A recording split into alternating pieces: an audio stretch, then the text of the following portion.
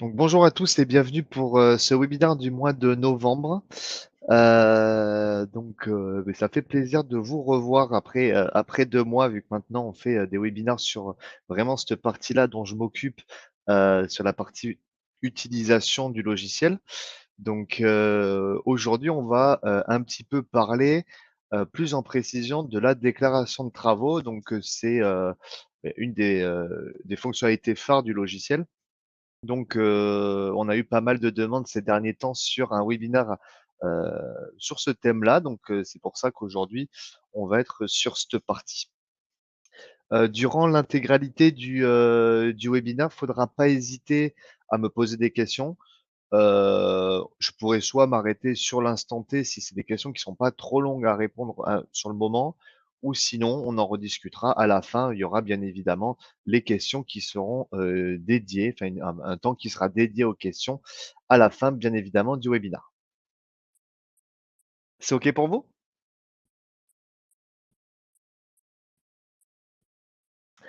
Alors, on va démarrer tout de suite. On va parler plus précisément, hein, sur la déclaration de travaux, on va parler des annexes obligatoires. Bien évidemment, il y a aussi des annexes qui vont être facultatives, donc vous allez avoir la possibilité d'intégrer dans le PDF. Nous, aujourd'hui, on va se focaliser sur toutes les annexes qui vont être obligatoires, à savoir le plan de situation, le plan de masse, le plan de coupe, l'insertion paysagère, l'environnement proche et lointain et la notice descriptive. Voilà, ça va être les grands axes qu'on va voir aujourd'hui. On va voir la facilité, d'utilisation, les petites astuces, si je peux vous donner quelques petites astuces aussi à ce niveau-là et certaines choses qui ont pu être rajoutées au fur et à mesure du temps, que vous avez potentiellement pas encore vues, là-dessus. S'il y a des questions aussi sur l'utilisation dans les grandes lignes, il faut surtout pas hésiter aussi. Du coup, on va aller directement sur le logiciel. Donc, bon, j'ai pas fait de projet en tant que tel là-dessus. On aura juste besoin d'un bassin pour faire la déclaration de travaux. Donc, l'insertion paysagère ne sera pas la plus jolie, mais ce qui va nous intéresser aujourd'hui, c'est vraiment la partie SERFA.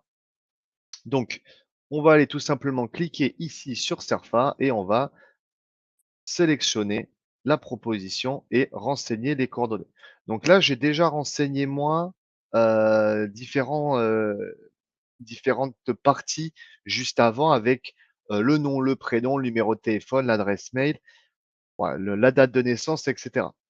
Donc là, il y a bien tout qui est rempli. Il faut savoir que si des champs ne sont pas remplis, vous allez avoir une petite croix qui va à chaque fois être mise en place, qui va vous permettre de savoir qu'un champ n'est pas rempli. En aucun cas, ça va être bloquant pour vous. Il faut surtout pas s'inquiéter à ce niveau-là. Vous ne serez pas bloqué pour les étapes suivantes si ce n'est pas rempli.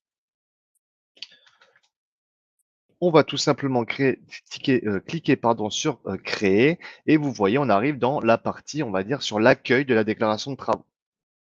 Vous allez avoir ici la partie déclarant qu'on a vue qui est directement cochée. Donc, on sait à partir de ce moment-là que la partie déclarant, elle est terminée, on n'a pas besoin de revenir dessus. Vous allez avoir la partie chantier qui, pareil, va avoir certaines croix. Nous, ce qu'on considère comme obligatoire à ce niveau-là, ça va être la section. Donc là, je vais mettre des chiffres fictifs et vous avez directement la partie chantier sur cette partie-là qui va se cocher en vert. Donc, pareil, même principe, vous savez dès cet instant-là que votre partie déclaration de chantier, la partie de chantier, elle est bien évidemment remplie. Donc, nous, ce qui va nous intéresser aujourd'hui, ça va être ici. Donc, on va tout simplement commencer dès maintenant à faire notre, euh, notre déclaration de travaux. Ici, je vois à partir de ce moment-là qu'aucune annexe obligatoire est pour le moment remplie, c'est normal. D'un autre côté, normalement, quand vous avez fait votre partie conception, vous avez mis votre réalité augmentée. Donc, vous avez déjà l'insertion paysagère qui est faite. Ici, le fait de voir commencer, ça nous permet de savoir que en fait, l'insertion paysagère, on l'a pas encore faite. Donc là, je vais retourner dans la partie conception et je vais tout simplement ajouter ma photo. Hop. Je rajoute directement la photo pour qu'on puisse avancer sur la déclaration. Hop, donc là, c'est vraiment du fictif, je le fais très rapidement. Hop, hop, voilà. Donc à partir de ce moment-là, quand j'arrive ici, maintenant, j'ai directement toutes mes annexes obligatoires qui sont ici avec la croix comme quoi ce n'est pas fait, mais par contre, j'ai bien l'insertion paysagère qui est cochée et qui est bonne. Donc là, beh, je vais tout simplement cliquer sur mon petit stylo pour générer mon plan de situation. À chaque fois, il faut partir du principe que quand vous allez ajouter une pièce, vous avez toujours des choix, plusieurs choix qui vont vous être proposés. On va toujours préconiser, nous, le premier bouton, le bouton qui est généralement en vert. Donc ici, pour le plan de situation, on va préconiser d'utiliser Google Maps. Si vous avez, vous, une image que vous avez déjà prise au préalable, vous pouvez bien évidemment euh, utiliser celle-ci. Ou sinon, si vous préférez, on a aussi importé depuis Géoportal. Donc nous, ici, on va importer depuis Google Maps, ce qui va nous récupérer directement les coordonnées qu'on a renseignées dans la partie déclarant juste avant.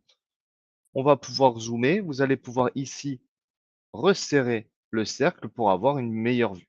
Et derrière, je capture mon image. Mon plan de situation, il est déjà généré. Vous avez d'autres possibilités, bien évidemment. Comme je vous l'ai dit, certaines mairies vont vous demander de faire un plan de situation avec une vue cadastrale. Ça peut arriver, on a déjà eu ce type de demande-là. Vous pouvez directement l'importer depuis Géoportail, du coup, s'il y a besoin. Ou sinon, si vous voulez une vue non satellite, mais plus plan, vous pouvez l'utiliser aussi grâce à Google Maps.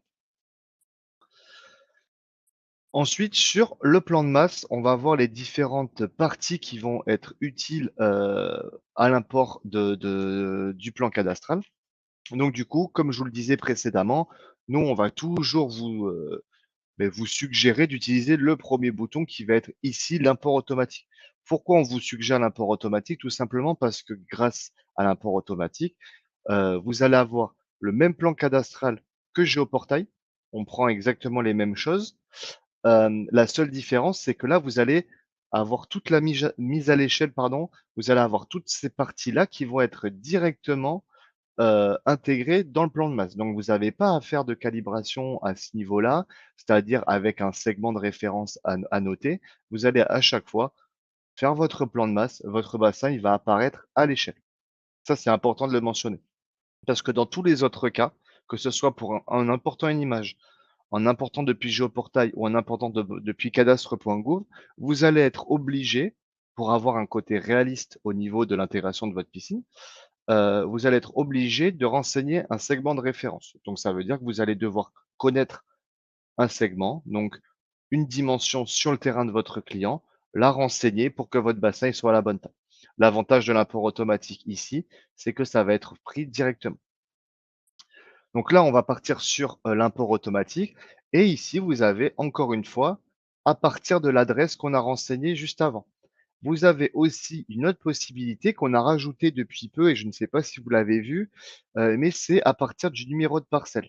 Vous avez aussi cette possibilité-là, alors là, il est déjà, renseigné parce que j'ai déjà mis une adresse, mais dans certains cas, où les adresses sont un petit peu plus reculées, où on ne trouve pas forcément facilement l'adresse, vous allez pouvoir utiliser le numéro de parcelle qui lui, à chaque fois, est, beaucoup plus précis. Donc ça pourra vous aider. Je vais tout simplement ici valider et on va avoir du coup notre parcelle qui va s'afficher. Donc on peut bouger pour se mettre bien au centre. On va pouvoir changer le type, donc le mettre en format paysage ou le mettre en format portrait et modifier l'échelle si besoin. L'échelle va toujours varier en fonction de la taille de votre terrain. Si par exemple, j'avais besoin, moi, de prendre la parcelle 239, mais je vais reculer mon échelle pour avoir l'intégralité de la parcelle. C'est très important, de le signaler parce que, si vous êtes, par exemple, 1 500 sur la parcelle 239, que vous voulez mettre votre bassin ici, la mairie peut totalement vous refuser la déclaration. Pourquoi? Parce que vous n'avez pas l'intégralité de la parcelle qui est visible, vous voyez? Toute cette partie-là. Donc nous, dans notre cas ici, c'est la parcelle 0 331. Là, on a bien, sur une échelle à 1/500, l'intégralité de la parcelle qui est visible, donc il y a pas de souci. Donc je peux valider. Et là, comme je vous disais tout à l'heure, vous avez votre bassin et votre terrasse qui s'affichent directement à l'échelle. Donc on sait qu'on va être à l'échelle. S'il y a besoin, on peut toujours utiliser l'outil cotation, prendre les mesures. Mon bassin, moi, c'est un 7 par 3. Là, je directement, hop, mentionner comme ça s'il y a besoin. On peut toujours aussi revenir sur une cotation en bougeant aussi cette partie-là et en se replaçant s'il y a besoin. Hop, je vais supprimer celle-ci. Du coup, vous avez le plan de base, vous allez pouvoir ajouter des éléments, importer une autre image s'il y a besoin, modifier l'échelle si elle n'était pas bonne à l'initiale et importer les limites de terrain. Les limites de terrain, elles vont être importantes aussi dans ce cas-là. Pourquoi? Parce que, dans certains cas, vous allez avoir 2 parcelles qui sont, sur le même terrain que votre client, grossièrement. C'est-à-dire que là, pour nous ici, c'est nos bureaux, on a la parcelle 0,331 et la parcelle 280. Nous, en fait, actuellement, on est placé ici. La parcelle 280 nous appartient. Pour la mairie, on aura besoin aussi de leur mentionner que ce sont sur ces 2 parcelles-là. Donc on peut importer les limites de terrain. Donc on va sélectionner tout simplement la 331 et la 280. Et là, vous voyez, vous avez un carré rouge, qui s'affiche. Vous pouvez modifier l'épaisseur pour le voir un peu plus, grossièrement ou changer la couleur si besoin aussi pour que ça ressorte un petit peu plus. Vous allez pouvoir aussi afficher la scène et afficher la terrasse. Dans quel cas on va afficher ou non la scène? Tout simplement, la scène, c'est votre projet, donc c'est votre bassin et votre terrasse. Si je le décoche, vous allez plus rien avoir. C'est utile dans certains cas où vous allez devoir faire 2 plans de masse. Certaines mairies vont vous demander de faire un plan de masse avant travaux et après travaux. Donc vous allez avoir besoin du coup de faire 2 propositions. Pour cela, vous avez le petit bouton ici. Donc là, c'est le plan de masse numéro 1 et vous avez si vous cliquez ici, vous allez pouvoir ajouter un nouveau plan de masse, donc en faire un deuxième. Pareil, donc là, je vais réafficher ma scène. Je peux aussi dire de ne pas afficher ma terrasse et de seulement afficher mon bassin.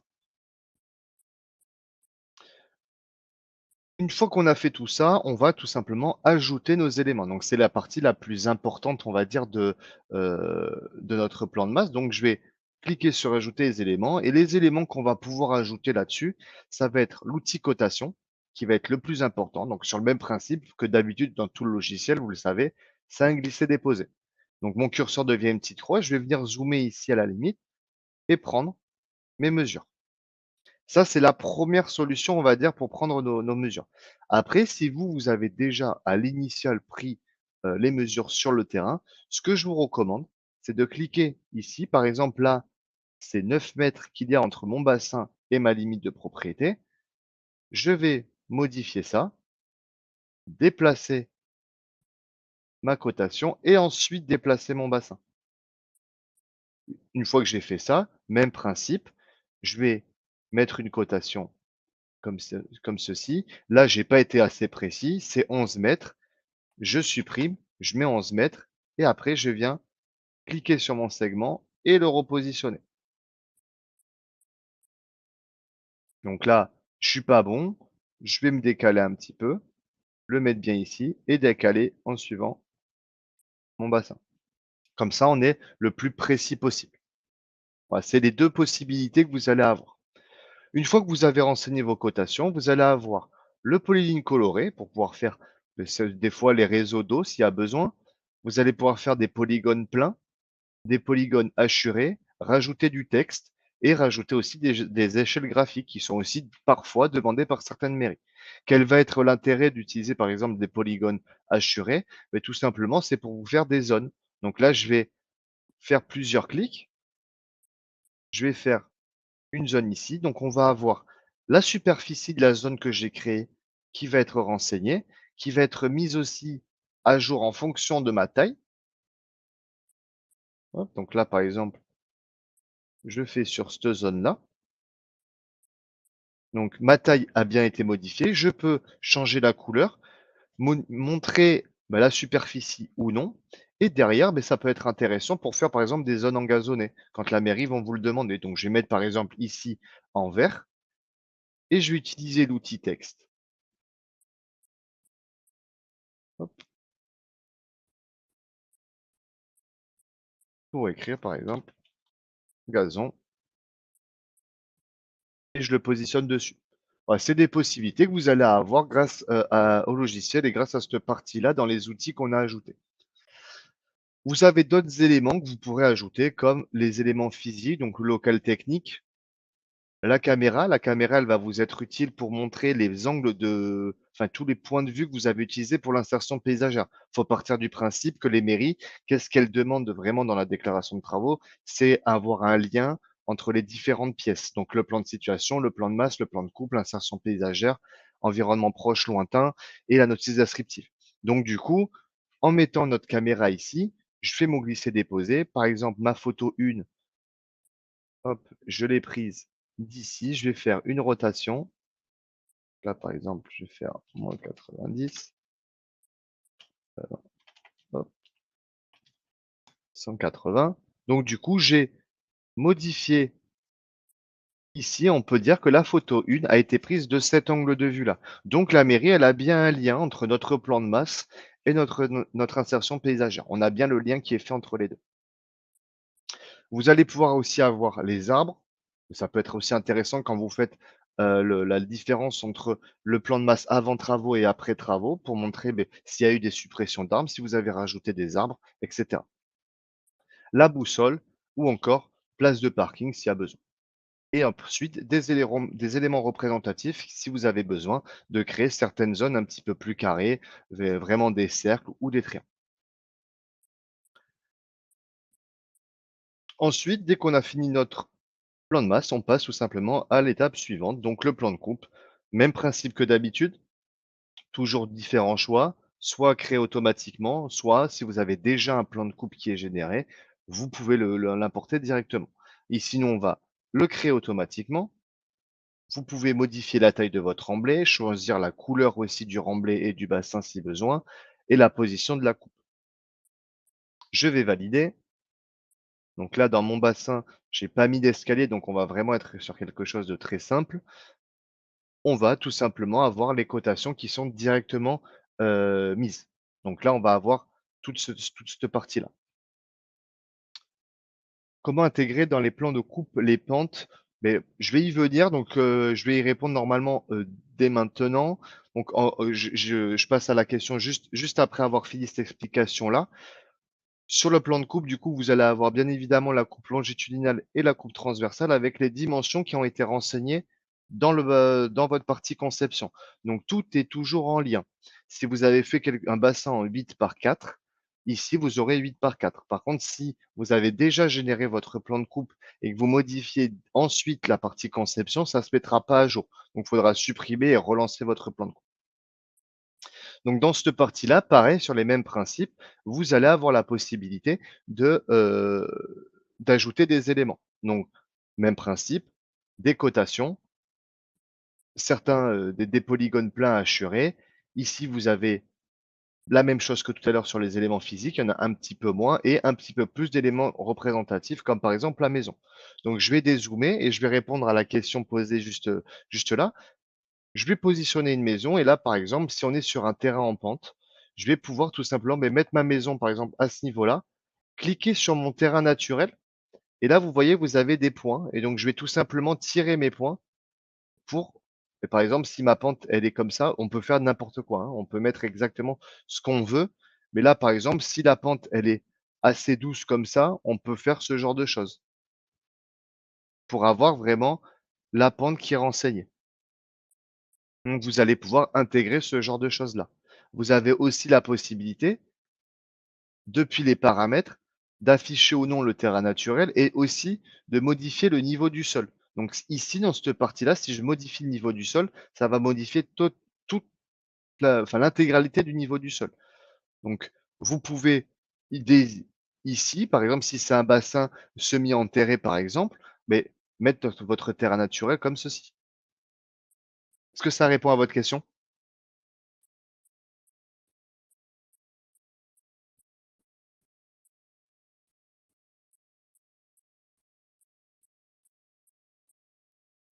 C'est OK?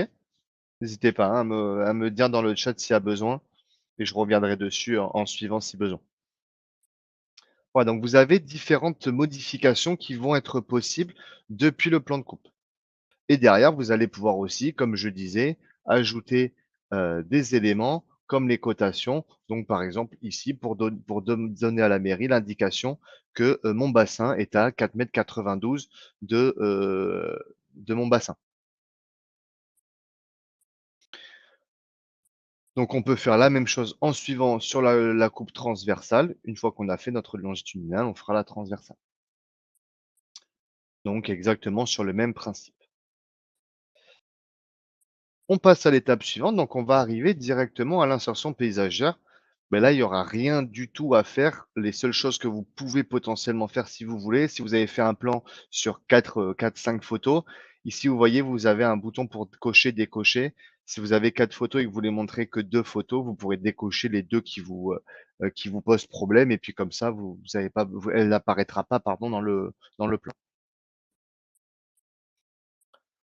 Ensuite sur l'environnement proche, on va être, sur le même principe. On va soit importer depuis Google Maps, soit importer une image. Donc là, c'est un peu le cas où les 2 choix sont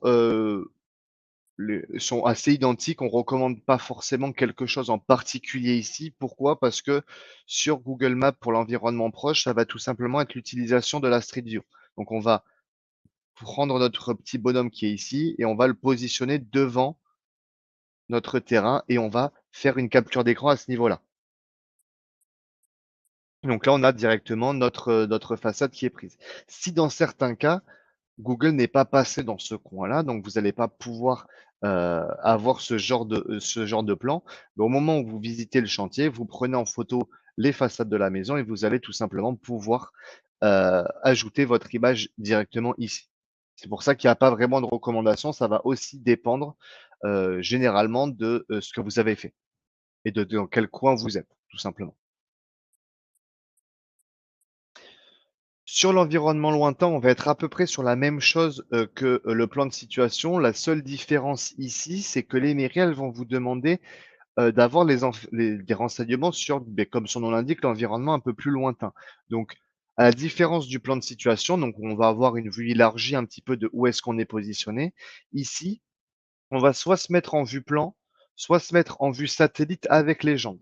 Ici, ce que va avoir besoin la mairie, c'est de voir le nom des rues, à peu près la rue où vous êtes positionné, les bâtiments qu'il peut y avoir, dans les alentours, voir si, voilà, il y a la mairie qui est pas loin, s l'église, tout ce que vous voulez. Vous allez vraiment pouvoir visualiser ici à quel endroit vous êtes positionné. Une fois que j'ai fait et que je suis bien, positionné, je fais ma capture d'écran tout simplement.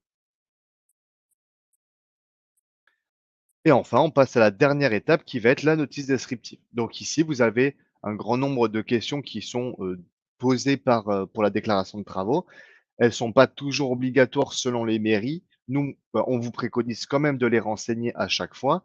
Si vous avez la base même de votre message est toujours la même chose. Donc par exemple, quel aménagement est prévu pour le terrain? Si vous renseignez à chaque fois: «J'ai réalisé un bassin de temps par temps», vous pouvez toujours noter le script, noter la même phrase et le définir comme valeur par défaut. Ce qui va vous permettre, en fait, à chaque fois que vous allez réaliser une DT, d'avoir à chaque fois le même corps de texte qui est écrit dès le début pour vous éviter de tout réécrire à chaque fois. Voilà, et vous modifiez seulement les éléments dont vous avez besoin. Donc ici, beh, par exemple, je vais juste tout simplement écrire piscine et j'ai terminé. Une fois qu'on a terminé, vous allez, tout simplement avoir tous vos points qui sont bien, renseignés. Donc là, on sait que notre DT, elle est complète et qu'on attend de notre côté plus aucune pièce. Vous allez du coup être sur le bouton export et vous allez pouvoir générer le PDF, tout simplement. En sachant aussi que si vous êtes, client Extrabat, vous avez la possibilité directement de l'envoyer depuis Extrabat, ce qui va vous permettre en fait dans votre porte-documents sur, Extrabat, de pouvoir retrouver dans le dossier Logiline votre PDF de la déclaration de travaux. Sinon, ici, vous allez tout simplement générer le PDF et vous avez tout qui est coché. Dans certains cas, s'il n'y a pas tous les éléments renseignés, le CERFA, il n'est pas coché par défaut. Il sera comme ça. Vous aurez juste tout simplement à le cocher. Comme je vous ai dit, il n'y a rien qui est bloquant. La seule chose, c'est si certaines pièces ne sont pas renseignées. Et là, par exemple, si j'ai pas réalisé de plan de coupe, on me le proposera pas du tout et j'aurai une croix qui sera mentionnée ici pour me stipuler que je l'ai pas fait. Vous pouvez modifier le nombre d'exemplaires, le générer sur un seul PDF ou un document, un PDF pardon, par document, dans les cas où vous allez faire en dématérialisé.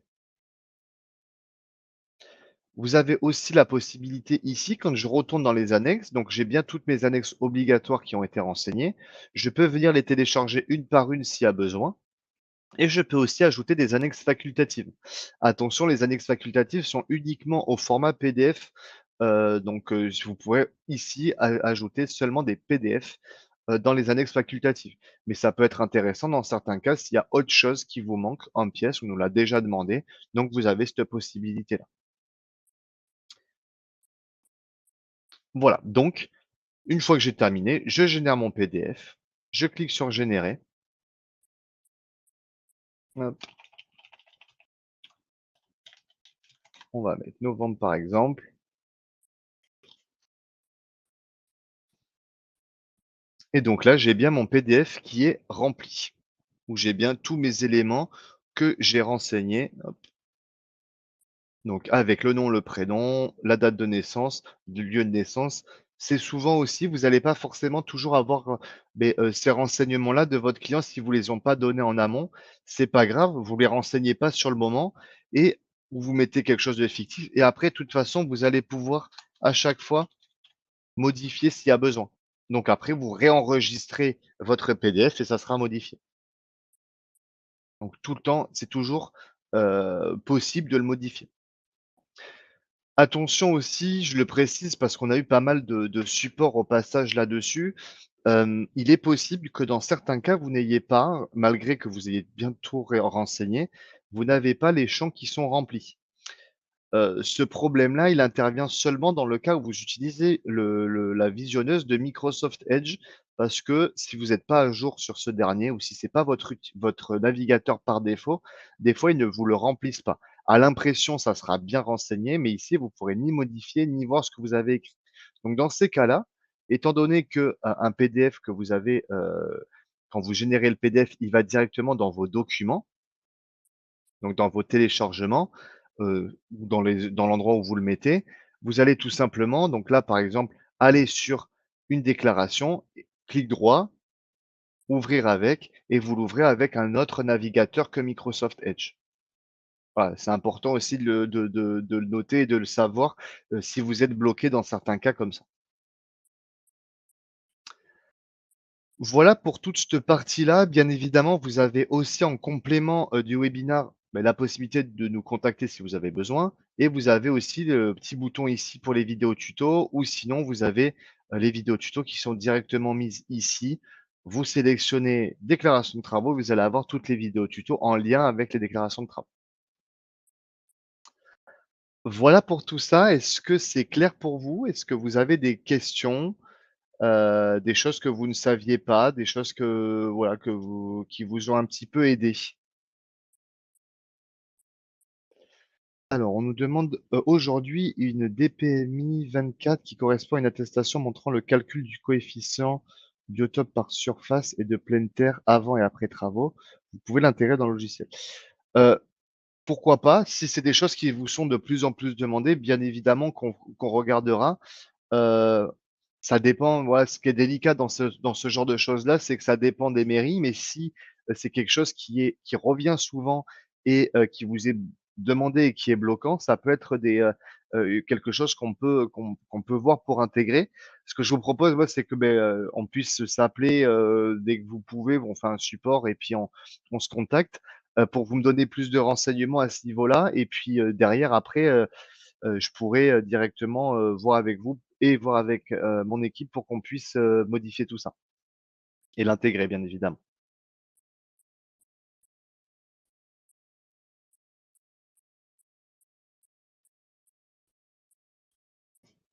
Pas de souci, avec plaisir. Est-ce que vous avez d'autres questions peut-être?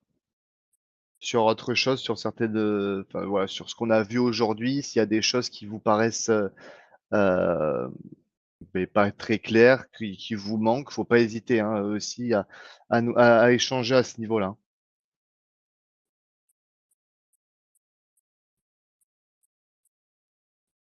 C'est OK?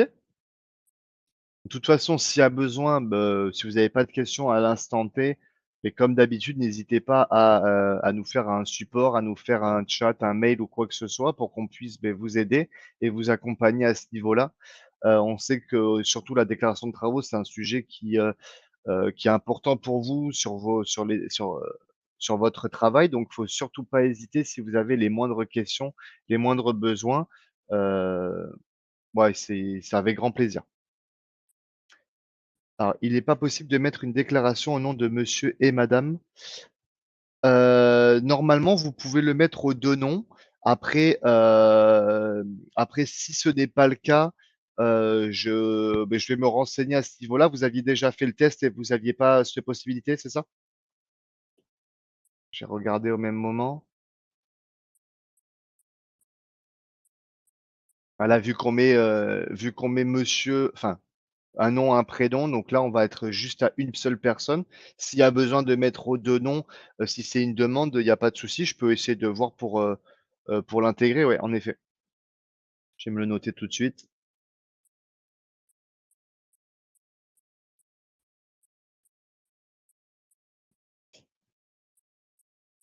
D'accord. Bah, peut là, moi, je vois pas non plus à quel moment on peut le mettre, enfin, sur la partie déclarant aussi, donc on est seulement sur une des 2 personnes. Même sur le CERFA en lui-même. Alors après, sauf si dans le CERFA ici, vous avez la possibilité, étant donné que vous pouvez modifier tout le temps, directement depuis le PDF, s'il y a il y a vous voyez là, identité et coordonnées d'une personne autre que les déclarants. Là, vous pouvez rajouter peut-être, une deuxième personne à ce niveau-là s'il y a besoin. Nous, on le met pas directement dans le logiciel, mais voilà, vous avez ces champs-là. À voir si les mairies, ça leur convient comme ça. S'il y a besoin, nous aussi, on peut essayer de voir pour ajouter ça.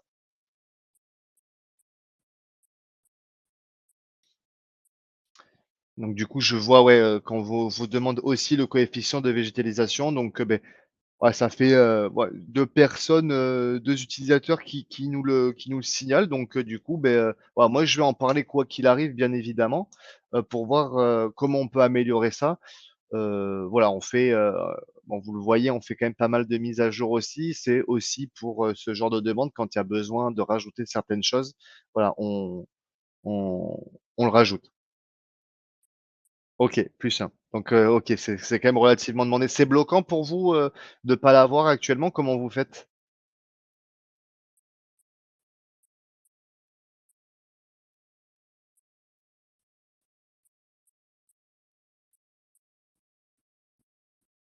OK. Bon, très bien, je vois qu'il y a quand même pas mal de demandes à ce niveau-là. Je vais le renseigner de toute façon, je pense que vous serez contacté aussi pour qu'on puisse avoir un peu plus de renseignements là-dessus et pour que vous puissiez nous communiquer un peu et qu'est-ce qui est attendu à ce niveau-là? Qu'est-ce que les mairies vous demandent précisément pour voir nous dans le développement du logiciel ce qu'il faut qu'on réalise.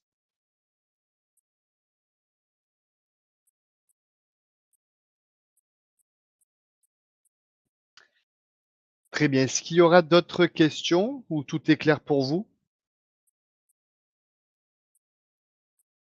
C'est OK? Ouais? Bon, super. Écoutez, beh, n'hésitez pas si vous avez, la moindre question, les moindres demandes. Comme je vous ai dit, toutes les personnes qui me l'ont stipulé, beh, on va faire les ren on va regarder tout ça et on vous recontactera, pour avoir un peu de plus de renseignements et puis, heu il faut surtout pas hésiter, voilà. Comme vous dites, plus qu'à pratiquer en effet, plus qu'à regarder tout ça et puis dans vos voilà, si vous êtes coincé, re-regardez le webinaire, il est enregistré, donc il y aura un replay qui va être publié. Donc du coup, vous pourrez revoir un petit peu tout ce qu'on a vu ici. Vous avez les vidéos tutos et s'il y a un besoin encore, vous pouvez nous appeler, il y a aucun problème. Merci pour votre écoute et puis pour pour vos questions n'hésitez pas. Avec plaisir. Bonne journée, à bientôt. Au revoir.